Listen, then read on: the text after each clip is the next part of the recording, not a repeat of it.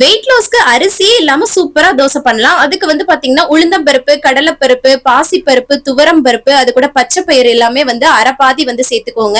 அதுக்கப்புறம் ஒரு பங்கு வந்து பாத்தீங்கன்னா கம்பு சேர்த்து நல்லா வாஷ் பண்ணி ஓவர் நைட் வந்து ஊற வச்சு எடுத்துக்கோங்க. காலைல எடுத்ததும் நல்லா மிக்ஸி ஜார்ல சேர்த்துட்டு அதுல சோம்பு, பெருங்காயத்தூள், பூண்டு, வரமிளகாய் எல்லாம் நம்மளோட மாவுக்கு ஏத்தாப்புல சேர்த்து இதை வந்து பேஸ்டா நல்லா அரைச்சு எடுத்துக்கோங்க. அவ்வளவுதாங்க, சிம்பிளா வந்து ரெடி ஆயிடும். அந்த மிக்ஸி ஜாரை அப்படியே கழுவி ஊத்து தண்ணி வந்து சேர்த்துட்டு உப்பு சேர்த்து தோசை மாவு பதத்துக்கு எடுத்துட்டு இன்ஸ்டன்டா அப்பவே வந்து தோசை ஊத்தி எடுத்தோம்னு வச்சுக்கோங்க, சூப்பரா இருக்கும்.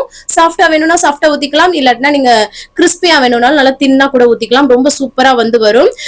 இன்னும் டீடைல்டா பார்க்கணும்னா 50 days வெயிட் லாஸ் சேலஞ்ச் நம்மளோட சேனல்ல போயிட்டு இருக்கு. அதோட லிங்க் வந்து மேல இருக்கு. இதுவே இன்ஸ்டாகிராம்ல பாக்குறீங்க அப்படின்னா பயோலின் ஸ்டோரியில லிங்க் இருக்குது. வேற ஏதாவது ஆப்ல பாக்குறீங்கன்னா டெல்லி தமிழச்சின்னு யூடியூப்ல போட்டாலே வரும், யூஸ் பண்ணிக்கோங்க. நீங்களும் கண்டிப்பா வந்து வெயிட் லாஸ் வந்து பண்ண முடியும்.